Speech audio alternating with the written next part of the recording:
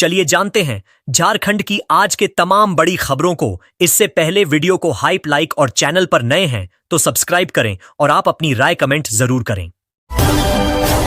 झारखंड में मौसम रहेगा शुष्क। रांची समेत कई जिलों में सुबह शाम ठंडक बढ़ी। उत्तरी इलाकों में आसमान साफ, दक्षिणी हिस्सों में रहेंगे हल्के बादल।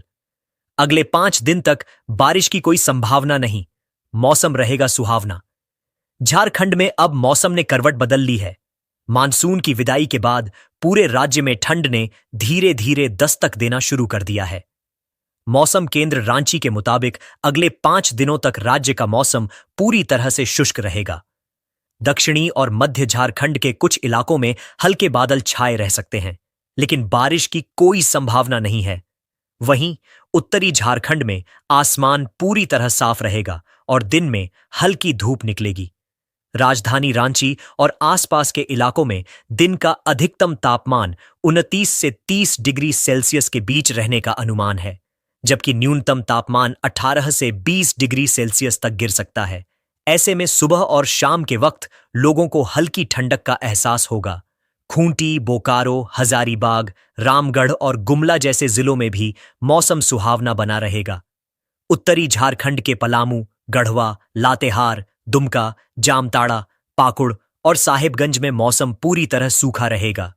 20 और 21 अक्टूबर को पूरे राज्य में आसमान साफ रहेगा, जिससे लोगों को दिन में हल्की धूप और रात में ठंडी हवाओं का मजा मिलेगा। मौसम विभाग के अनुसार राज्य के ज्यादातर हिस्सों में दिन का तापमान 30 से 33 डिग्री सेल्सियस के बीच रहेगा, जबकि रात का तापमान 17 से 22 डिग्री के बीच रहने की संभावना है। गोड्डा और पलामू में पारा 34 डिग्री तक पहुंच सकता है। कुल मिलाकर झारखंड में अब गर्मी का असर कम होने लगा है और त्योहारों से पहले लोगों को सुहावने मौसम का तोहफा मिल गया है।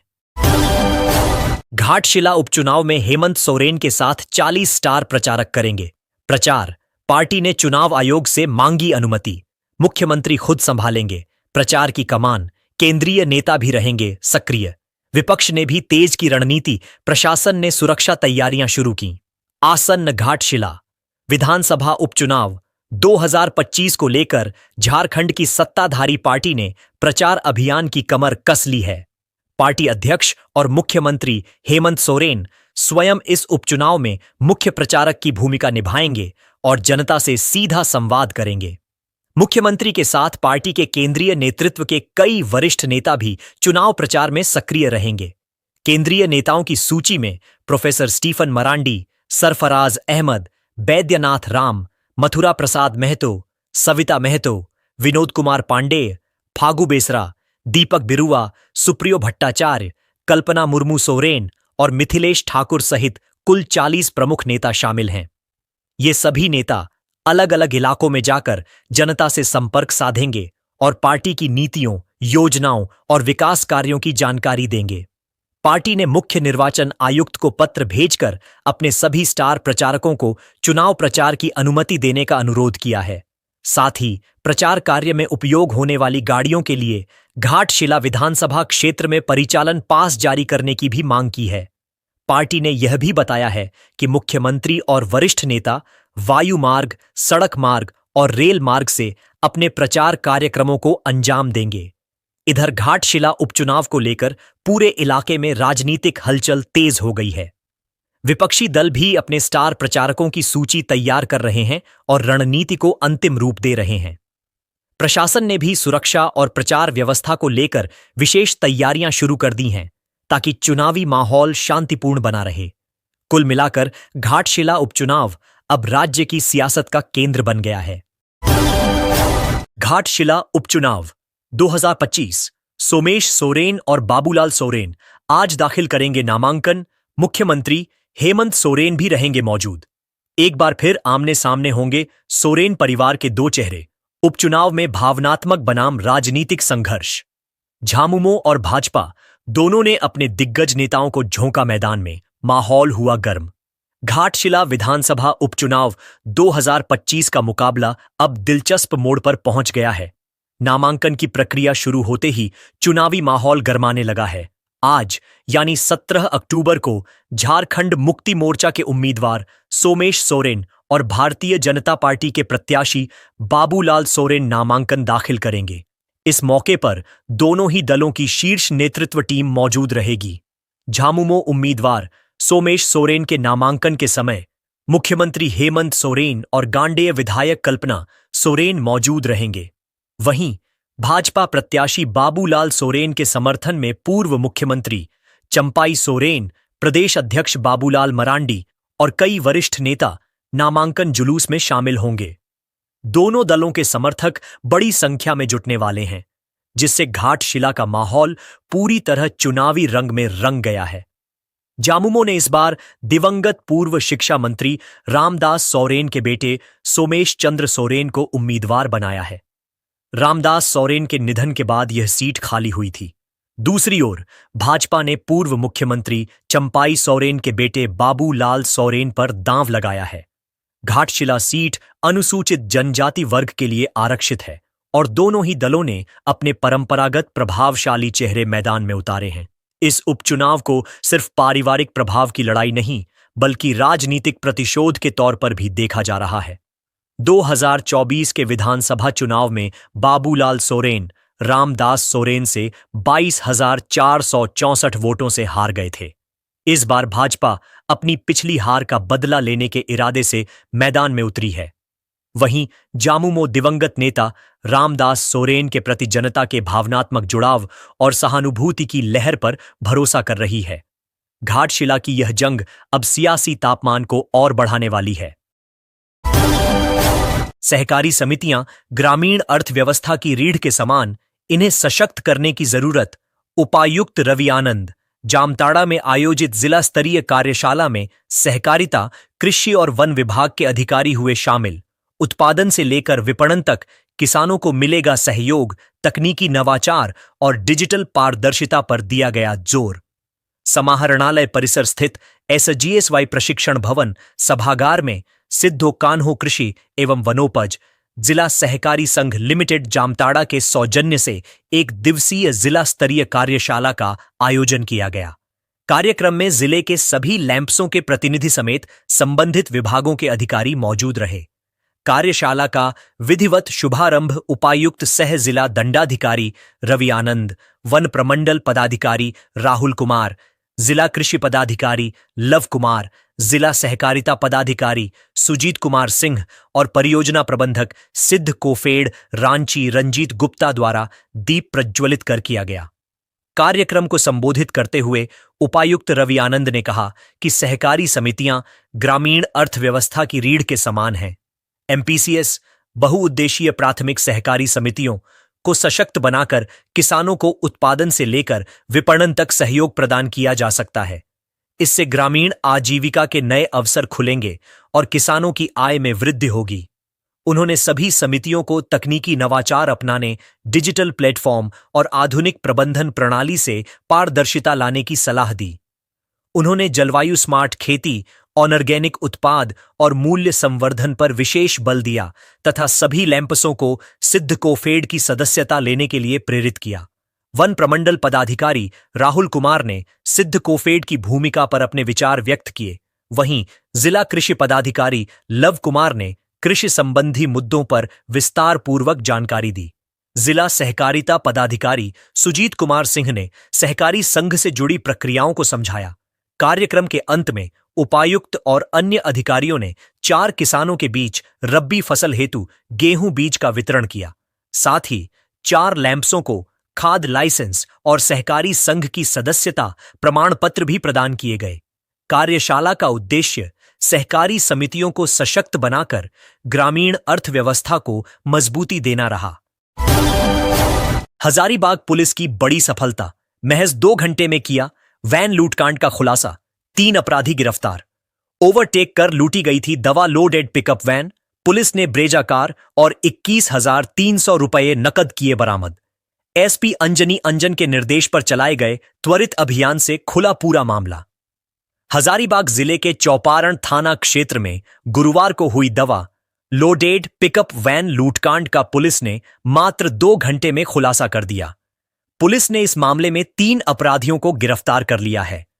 पकड़े गए अपराधियों में चौपारण बोर्डसीधिया निवासी राहुल सिंह, 20 वर्ष, चतरा के ईटखोरी निवासी शिवम कुमार 30 वर्ष और अभिनंदन चौधरी 33 वर्ष शामिल हैं।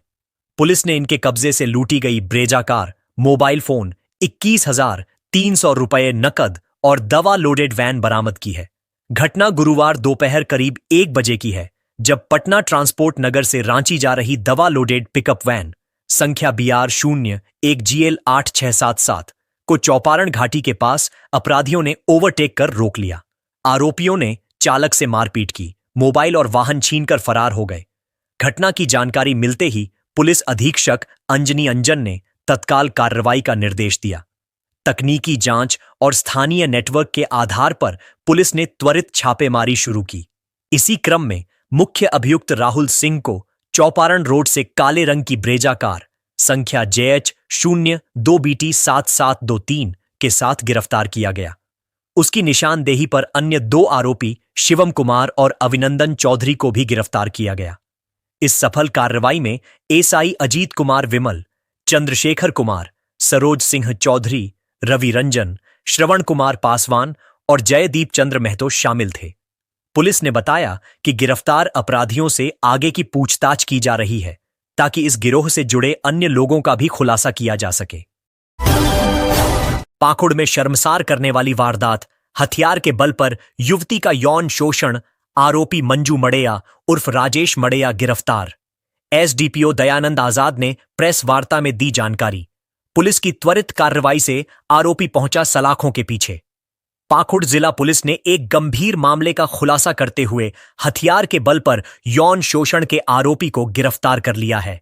गिरफ्तार आरोपी की पहचान मंजू मड़ेया उर्फ राजेश मड़ेया के रूप में हुई है।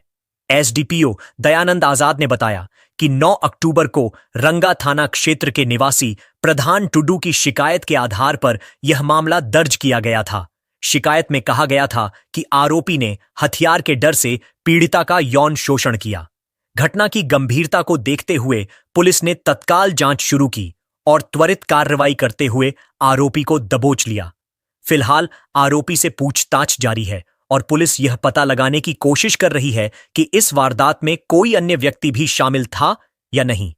पाकुड़ पुलिस ने स्पष्ट किया है कि महिलाओं के प्रति किसी भी तरह के अपराध को बर्दाश्त नहीं किया जाएगा और ऐसे मामलों में सख्त से सख्त कार्रवाई की जाएगी। आदिवासी समाज की जन आक्रोश रैली, कुडमी समाज को एसटी सूची में शामिल करने के विरोध में सड़क पर उतरे हजारों लोग। निशा भगत बोली, हम अपनी अस्मिता और अस्तित्व की लड़ाई लड़ रहे हैं। कुडमी समाज को अनुसूचित जनजाति एसटी की सूची में शामिल किए जाने की मांग के विरोध में गुरुवार को आदिवासी समाज ने डुमरी में विशाल जन आक्रोश रैली निकाली।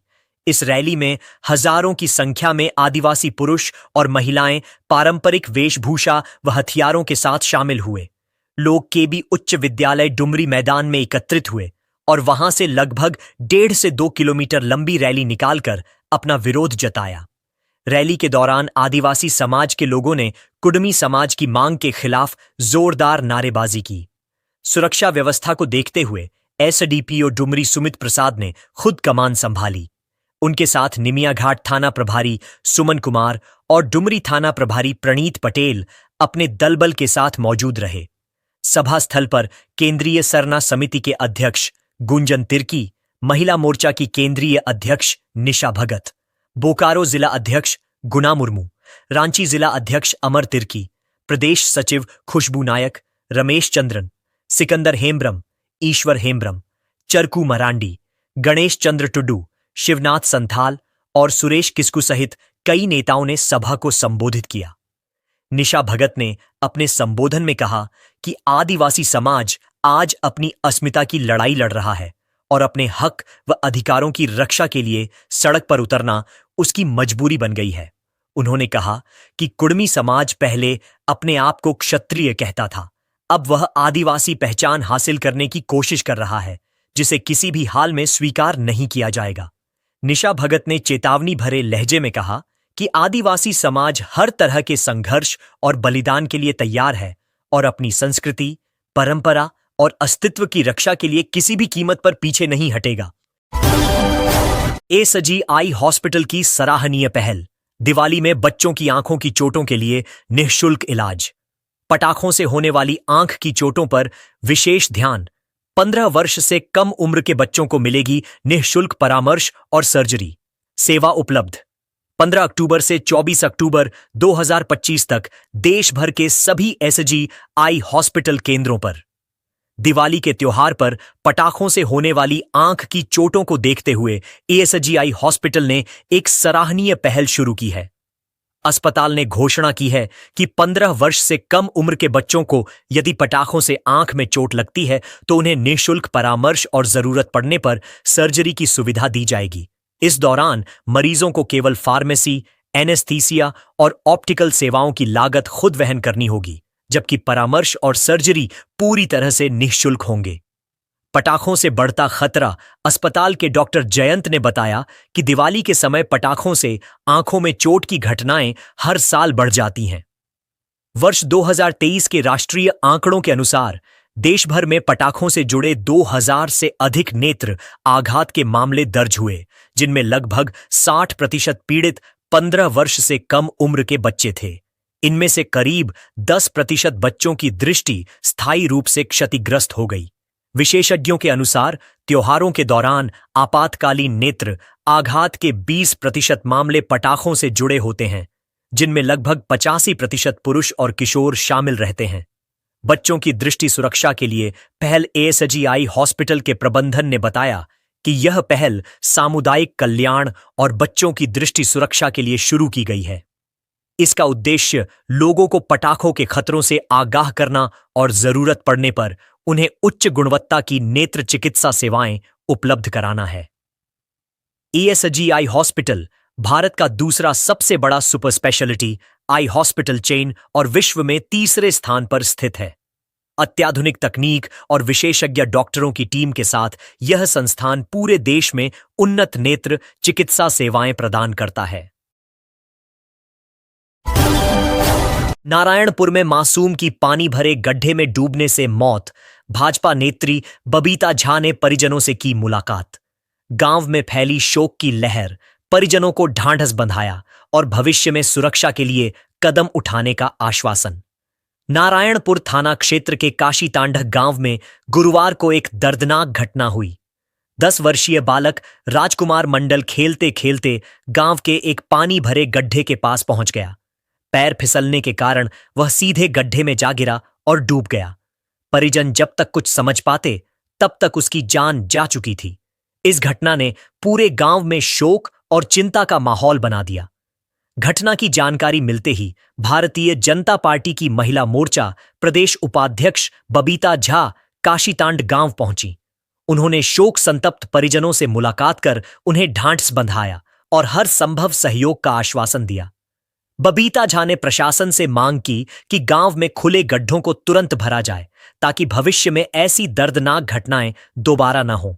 उन्होंने कहा कि मासूम बच्चों की सुरक्षा के लिए प्रशासन को गंभीरता दिखानी चाहिए, क्योंकि विकास कार्यों के नाम पर खुदे गड्ढे अक्सर समय रहते नहीं भरे जाते और ये जानलेवा साबित हो सकते हैं। साथ ही उन्होंने पीड़ित परिवार को आर्थिक मुआवजा देने की भी मांग की। इस अवसर पर कई स्थानीय भाजपा कार्यकर्ता जैसे गीता देवी सहित अन्य लोग भी मौजूद थे और उन्होंने बच्चों की सुरक्षा और गांव में सुरक्षा उपायों को सुनिश्चित करने पर जोर दिया। पलामू में बीएसएनएल मोबाइल टावर में लगी आग। पुलिस और बीएसएनएल की टीम जांच में जुटी। टावर के केबल जलकर नष्ट, कारण अभी स्पष्ट नहीं। प्रारंभिक जांच में शॉर्ट सर्किट की आशंका। पलामू जिले के मोहम्मदगंज थाना क्षेत्र के कादल कुर्मी गांव स्थित परहिया टोला में बीती देर रात बीएसएनएल के मोबाइल टावर में अचानक आग लग गई। गुरुवार को इस घटना की जानकारी सामने आते ही पूरे क्षेत्र में हड़कंप मच गया। आग से टावर का केबल पूरी तरह जलकर नष्ट हो गया। प्रारंभिक जांच में आग लगने का कारण शॉर्ट सर्किट बताया जा रहा है, लेकिन कुछ ग्रामीणों का कहना है कि किसी ने जानबूझकर टावर को नुकसान पहुंचाया हो सकता है। थाना प्रभारी नारायण सोरेन ने बताया कि घटना मंगलवार देर रात की है। सूचना मिलते ही पुलिस दल मौके पर पहुंचा और जांच शुरू कर दी गई। उन्होंने स्पष्ट किया कि इस घटना में नक्सलियों की कोई भूमिका नहीं पाई गई है। स्थानीय लोगों ने बताया कि यह टावर बीएसएनएल द्वारा लगभग 1 वर्ष पहले बेहतर नेटवर्क सुविधा देने के उद्देश्य से स्थापित किया गया था, लेकिन अब तक यह चालू नहीं हो सका। नेटवर्क की खराबी से ग्रामीण लंबे समय से नाराज थे। जांच के दौरान यह भी सामने आया कि कुछ ग्रामीणों ने गुस्से में आकर टावर को नुकसान पहुंचाने की कोशिश की। ग्रामीणों ने यह भी आशंका जताई कि यह घटना नक्सल प्रतिरोध सप्ताह 8 से 15 अक्टूबर के दौरान हुई है, इसलिए इसमें नक्सलियों की संलिप्तता हो सकती है। हालांकि पुलिस जांच में ऐसा कोई प्रमाण नहीं मिला है। फिलहाल पुलिस मामले की हर संभावना को ध्यान में रखकर जांच कर रही है। बीएसएनएल अधिकारियों ने टावर को हुए नुकसान का आकलन शुरू कर दिया है और जल्द ही इसे फिर से संचालित करने का आश्वासन दिया है। जयपुर फुट बरियातू में दिव्यांग शिविर, जरूरतमंदों के जीवन में आशा की किरण। मुख्य अतिथि शमशेर आलम ने निशुल्क सहायक उपकरण वितरित किए। शिविर में रांची और आसपास के जिलों से शामिल हुए करीब 40 लाभार्थी। रांची के जयपुर फुट बरियातू रांची सेंटर में 2 दिवसीय दिव्यांग शिविर का आयोजन किया गया। इस अवसर पर मुख्य अतिथि शमशेर आलम, उपाध्यक्ष झारखंड राज्य अल्पसंख्यक आयोग, ने दिव्यांग और जरूरतमंद लोगों को निशुल्क सहायक उपकरण वितरित किए। शमशेर आलम ने कहा कि इस प्रकार की सेवा से आत्मसंतुष्टि मिलती है। उन्होंने लोगों से ऐसे संस्थानों की मदद करने की अपील की और शिविर के आयोजन में सहयोग देने वाले पदाधिकारियों का आभार व्यक्त किया। सहायक उपकरणों का वितरण भगवान महावीर विकलांग सहायता समिति के सहयोग से किया गया। शिविर में कान की मशीन, वॉकर, कृत्रिम अंग, व्हीलचेयर, कैलिपर, बैसाखी और वॉकिंग स्टिक सहित अन्य उपकरण निशुल्क प्रदान किए गए। रांची और आसपास के जिलों से लगभग 40 दिव्यांग और जरूरतमंद लोग इस शिविर में शामिल हुए। दिव्यांग समाज सेवी अफरोज अंसारी ने शिविर को सफल बनाने में अहम योगदान दिया। कार्यक्रम में R.S. अग्रवाल, संस्था के चेयरमैन ललित केडिया, रतन अग्रवाल, राजेंद्र अग्रवाल, सूरज कुमार, रानी कुमारी, रितेश कुमार, राशिद जमील, अतिकुर रहमान, आजाद अंसारी, एजाज, राशिद अहमद, मुजम्मिल अंसारी और फिरोज अख्तर समेत कई समाजसेवी उपस्थित थे। शिविर ने दिव्यांग और जरूरतमंद लोगों के जीवन में नई उम्मीद और आत्मनिर्भरता की राह दिखाई, साथ ही समाज में सेवा और सहयोग की भावना को बढ़ावा दिया। सीएम हेमंत सोरेन और पत्नी कल्पना सोरेन ने इप्सोवा के 3 दिवसीय दिवाली मेले का किया उद्घाटन। रांची के डोरंडा में आयोजित मेले में लोगों ने लिया हिस्सा। सीएम ने संस्था के समाज सेवा कार्यों की सराहना। मुख्यमंत्री हेमंत सोरेन और उनकी विधायक पत्नी कल्पना सोरेन ने Indian police service officers wives association इप्सोवा द्वारा आयोजित 3 दिवसीय दिवाली मेला का उद्घाटन किया। मेला रांची के डोरंडा स्थित जैप 1 मैदान में आयोजित किया गया। उद्घाटन समारोह के दौरान मुख्यमंत्री ने कहा कि इप्सोवा कोई नया नाम नहीं है। यह संस्था लंबे समय से समाज के दबे कुचले और वंचित लोगों की मदद कर रही है। उन्होंने इप्सोवा के सामाजिक कार्यों की सराहना की और संस्था को समाज सेवा के लिए बधाई दी। सीएम हेमंत ने आगे कहा, पुलिस महकमा राज्य के लोगों की जान और माल की सुरक्षा के लिए समर्पित है। वहीं इप्सोवा पुलिस अधिकारियों के परिवार द्वारा संचालित एक ऐसी संस्था है जो समाज के लिए संवेदनशीलता के साथ काम कर रही है। ऐसे मेलों के माध्यम से यह संस्था नए लक्ष्यों की ओर बढ़ने का प्रयास कर रही है। मुझे पूरी उम्मीद है कि इप्सोवा अपने सभी लक्ष्यों को हासिल करेगी। समाज के हर जरूरतमंद व्यक्ति के लिए हमें सभी को मिलकर प्रयास करना होगा। इस अवसर पर मेले में आए सभी लोगों को मुख्यमंत्री ने शुभकामनाएं और बधाई दी। समारोह में डीजीपी अनुराग गुप्ता, एडीजी प्रिया दुबे, इप्सोवा की अध्यक्ष शिखा गुप्ता और अन्य सदस्यगण भी मौजूद रहे। इस मेले ने न केवल दिवाली की खुशियां बढ़ाईं, बल्कि समाज सेवा और सहयोग की भावना को भी प्रोत्साहित किया। रांची में छठ महापर्व की तैयारियां जोरों पर। आरएमसी प्रशासक सुशांत गौरव ने घाटों का किया निरीक्षण। स्वर्ण रेखा, तेतरी टोली, बनस तालाब और नायक तालाब पर सुरक्षा, सफाई और प्रकाश व्यवस्था की समीक्षा। रांची नगर निगम ने छठ महापर्व को स्वच्छ और सुरक्षित माहौल में मनाने के लिए जोरदार तैयारियां शुरू कर दी हैं। इसी कड़ी में नगर निगम प्रशासक सुशांत गौरव ने शहर के प्रमुख छठ घाटों का निरीक्षण किया। उन्होंने स्वर्ण रेखा घाट, तेतरी टोली घाट, बनस तालाब और नायक तालाब का दौरा कर सफाई, सुरक्षा व्यवस्था, प्रकाश व्यवस्था और सिविल कार्यों की समीक्षा की। प्रशासक ने अधिकारियों को निर्देश दिए कि घाट तक पहुंचने वाले रास्तों की सफाई, जलाशयों के चारों ओर सुरक्षा घेराबंदी और कचरा निस्तारण की पूरी व्यवस्था की जाए। उन्होंने ब्लीचिंग पाउडर छिड़काव और पर्याप्त रोशनी सुनिश्चित करने को भी कहा। विशेष ध्यान देते हुए उन्होंने जलाशयों के आसपास अतिक्रमण करने वालों के खिलाफ कड़ी कार्रवाई की चेतावनी दी और इसके लिए एक समर्पित टीम गठित करने का निर्णय लिया। घाटों पर सुरक्षा को सर्वोच्च प्राथमिकता देते हुए प्रशासक ने टूटी हुई सीढ़ियों की मरम्मत, अस्थायी घाटों का विस्तार और सुरक्षा घेराबंदी 1 सप्ताह के भीतर पूरी करने के निर्देश दिए। स्वर्ण रेखा घाट में गाद निकालने का काम तुरंत शुरू किया जाएगा। हाई मास्ट लाइट लगाई जाएगी, घास काटी जाएगी और श्रद्धालुओं के लिए अधिक जगह बनाई जाएगी। स्टेन रोज क्लब की मांग पर 20 चेंजिंग रूम की उचित व्यवस्था जल्द करने का आश्वासन दिया गया। तेतरी टोली घाट की सफाई और बेहतर प्रकाश व्यवस्था के लिए निगम की टीम को निर्देशित किया गया। बंस तालाब क्षेत्र में छठ तक नो एंट्री की व्यवस्था लागू होगी और तालाब की सफाई व सुरक्षा पर लगातार निगरानी रखी जाएगी। नायक तालाब में मरम्मत, पेंटिंग और पेवर ब्लॉक के कार्य जल्द पूरा करने को कहा गया।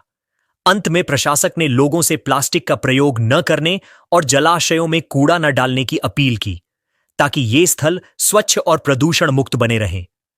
निरीक्षण के दौरान अपर प्रशासक, सहायक प्रशासक, नगर प्रबंधक, जोनल सुपरवाइजर और छठ पूजा समिति के सदस्य भी मौजूद थे। रांची नगर निगम इस तरह छठ महापर्व को सफल और सुरक्षित बनाने के लिए पूरी तैयारी के साथ जुटा हुआ है।